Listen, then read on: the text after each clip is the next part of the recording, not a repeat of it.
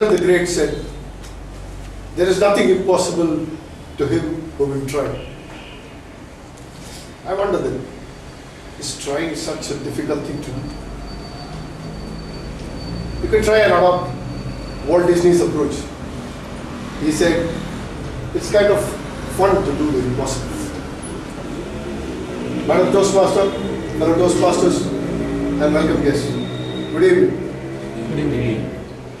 In 1985, I traveled to Barauni in Bihar to participate in the school's football nationals. For the first time, I was traveling from Chennai to Kolkata in the Coromandel Express. Though it has been 25 years since I made that journey, some of the sights are etched in my memory. Most memorable of all, seeing two gigantic, majestic and unique bridges. Something that made me feel that nothing is impossible. We were deep into Andhra. I felt the train slowing down as if the train was going to reach some station. And I was looking out of the window and I saw this bus going by the side of the train. For some reason I looked into the compartment for a few seconds and then I looked back, the bus wasn't there. There was no road also. So I looked to the other side. There was no road either.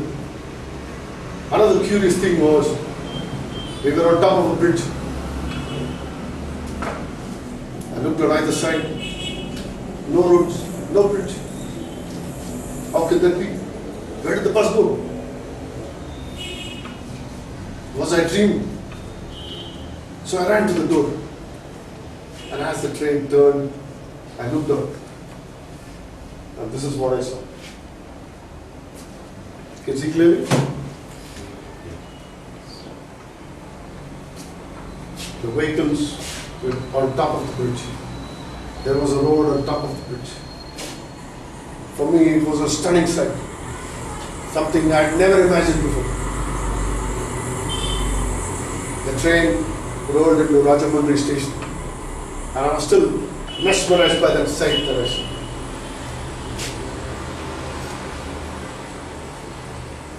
I tracked the history of this bridge on the internet, and this is what I found. In 1964, the government proposed to have a rail bridge on the river Godavari, a second one, so that the track could be doubled. At the same time, the local people wanted to have a road bridge. So the state government said, have the road deck on top of the railway bridge. And so it came into existence. The longest road cum rail bridge in the whole of Asia. Wow! We moved on and we reached Howrah station. It was then that I realized that the trains don't actually go into Kolkata. The trains end at Howrah. When I came out of the station, I saw this humongous suspension bridge. I had seen pictures and images of this bridge on TV, paper. But when I saw it for real, it was a mind-blowing experience. How can something like this be built around? Who could have even conceived such a thing? Tons and tons of steel standing on top of the bridge, actually hanging. Crazy. There it is. I tracked the history of this bridge.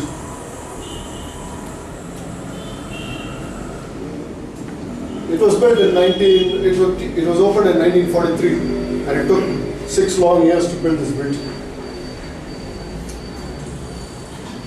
It was built by the British and left to India by them. This 705 meter long bridge took 26,500 tons of steel to build. That would be like the weight of 6,000 elephants.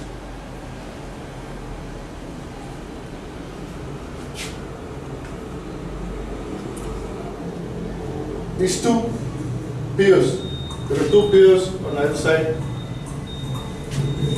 They stand 90 meters above the road. That would be like the height of the concrete part of a TV tower.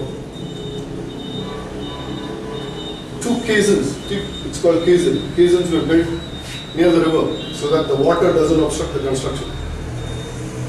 These caissons are the biggest ever caissons sunk on land in the whole world. Wow!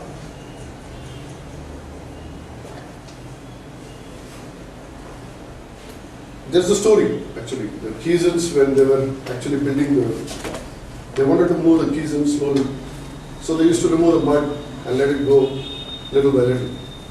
One night it so happened that the caisson dropped 2 feet about this height. The impact of that shake was so intense that the seismograph had recorded this as an earthquake. The Hindu temple which was standing close by was completely destroyed, and it was later rebuilt. The cost of this bridge, £2.5 million at that time. Now that would be about £100 million. Take that in rupees, 680 crores. That's about the cost of our electronic city flyover. The only difference is the electronic city flyover is 13 times longer than the Howrah Bridge. Though the two bridges are very different, there are a lot of things in common. Both are stunning pieces of architectural design and structural engineering.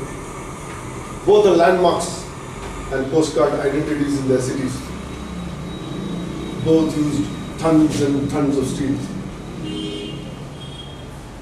Both are sources of inspiration for civil and mechanical engineers to believe that nothing is impossible.